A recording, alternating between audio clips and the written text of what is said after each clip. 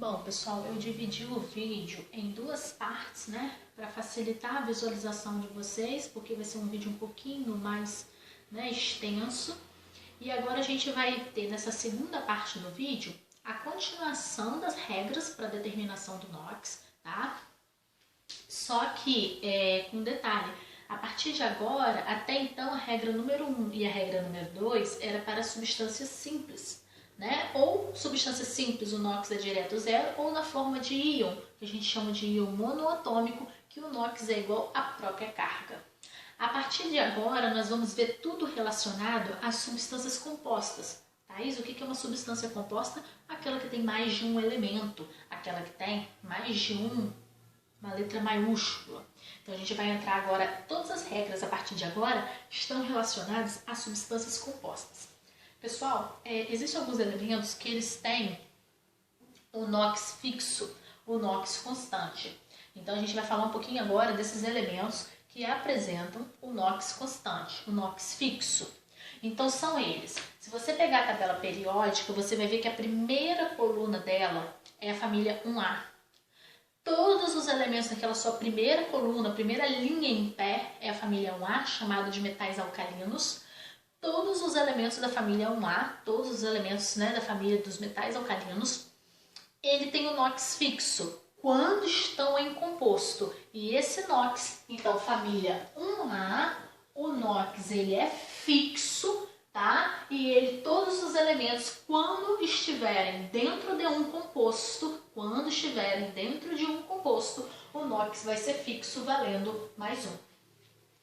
A mesma regra vale para a próxima família, para a próxima linha vertical da tabela periódica, que é a segunda família, né, chamada de metais alcalinos terrosos. Todos os elementos da segunda linha vertical da tabela periódica, todos os elementos, tá, da família 2A também vão ter NOx fixo quando estiverem dentro de um composto. E o NOx fixo da família 2A, pela lógica, é valendo mais 2. Lembre-se, NOx pode ser positivo ou negativo. Por isso é importantíssimo evidenciar a carga dele, tá? Bom, outros elementos da tabela periódica que também tem NOx fixo quando estão dentro de um composto. Prata.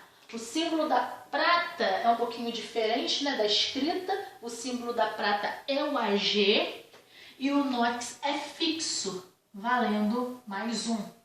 O zinco, Zn, também tem NOx fixo quando está dentro de um composto e ele vale mais 2.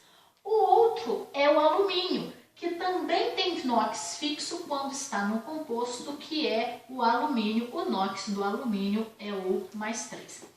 Então, olha quantos elementos na tabela periódica vão apresentar NOx fixo quando estiver dentro de um composto.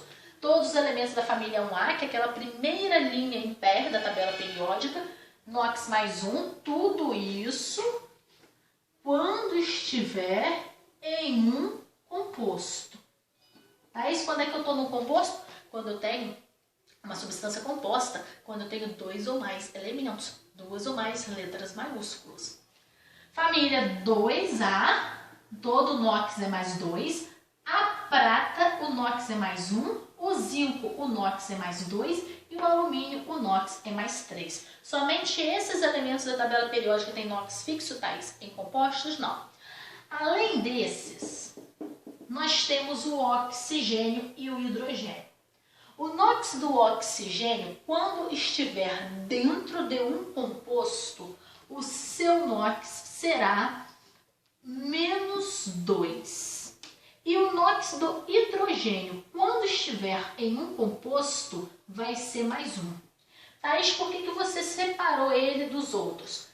Porque o oxigênio vai ser menos 2, mas vai acontecer algumas exceções. Então, esses aqui é sempre esses valores. Agora, o oxigênio e o hidrogênio, esse valor de menos 2 e mais 1 é geralmente Porque pode acontecer para o oxigênio algumas exceções e ele não ter o NOx menos 2, e pode acontecer para o hidrogênio algumas exceções e esse NOx não ser mais 1. Mas, Thaís, qual é o geral? O geral, a maior parte do oxigênio em composto, o NOx é menos 2, e a maior parte do hidrogênio dentro de um composto, a maioria vai valer mais 1. Tá? Então, esses aqui pode ocorrer algumas exceções. Lá na frente a gente fala dessas exceções. Por enquanto, botamos assim, oxigênio geralmente menos 2, hidrogênio geralmente mais 1, quando estão em compostos. E para fechar, os elementos que têm NOx fixo é a família 7A da tabela periódica. É a penúltima linha vertical da tabela periódica. Então, quem é a família 7A? Família 7A é a penúltima linha vertical da tabela periódica. Esses elementos da família 7A vão ter NOx valendo menos 1. Então, todo elemento da família 7A, por exemplo, flúor, cloro, bromo, iodo e assim, né? Eles vão ter NOx menos 1, só que eles têm uma condição. Para o NOx deles ser menos 1, fixo menos 1, você tem que estar, eles precisam estar em composto binário. O que é um composto binário? É um composto que só pode ter 2 elementos. Então, família 7A só vai ter o NOx fixo valendo menos 1 quando estiverem em compostos binários, em compostos que apresentam exatamente 2 elementos, ou seja, ele e outro elemento. Então, esses são os elementos que têm o NOx fixos. Família 1A mais 1, família 2A mais 2, prata mais 1, zinco mais 2, alumínio mais 3. Esses são fixos mesmo, não tem variação nenhuma, tá? Quando estão em compostos. Agora, oxigênio é menos 2, hidrogênio é mais 1. Na maioria das vezes, pode ocorrer ali algumas exceções. Isso tudo em compostos. E família 7A vai ser fixo valendo menos 1 se o composto só tiver 2 elementos, ele e outro elemento. Ok? Bom, e agora a gente vai continuar vendo as 2 últimas regras, que é quando, na verdade, a gente aplica todas essas regras anteriores aqui com relação a compostos. Vamos fazer um exemplo. O oxigênio. Qual seria o NOx do oxigênio aqui nesse momento? Seria menos 2? Não, porque ele é menos 2 quando ele está dentro de um composto.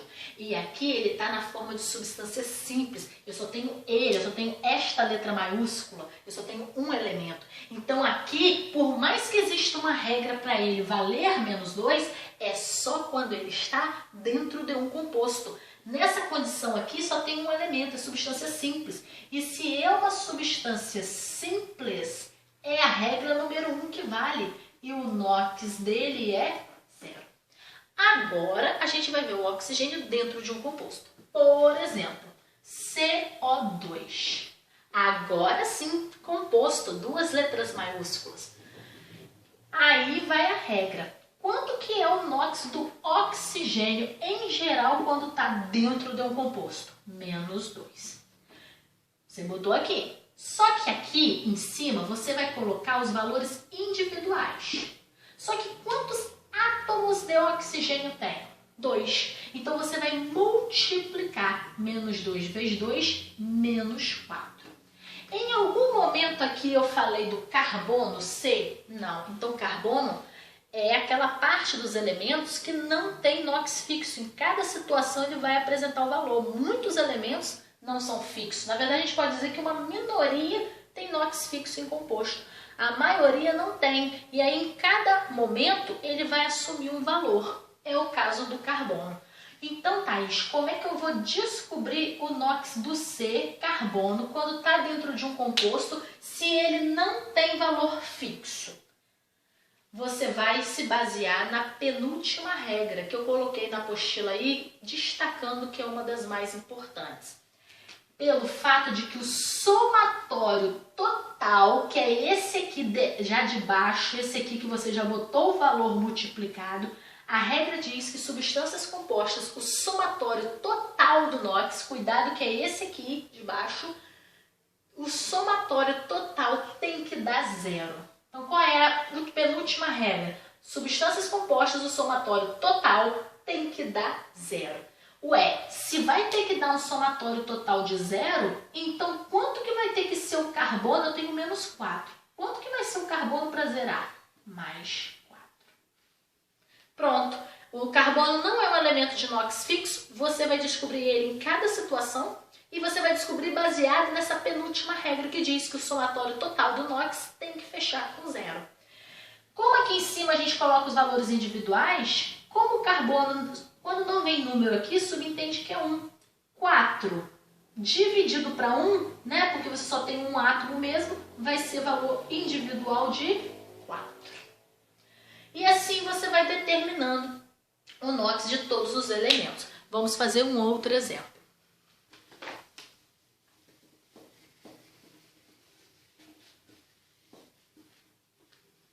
Então vamos fazer um outro exemplo. H2SO4. Vamos ali analisar cada elemento. Vamos determinar o NOx de cada elemento.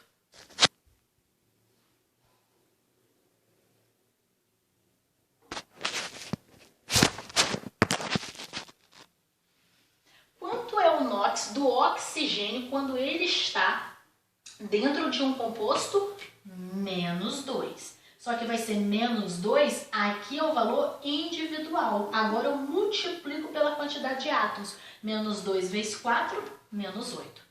Em algum momento falamos do S?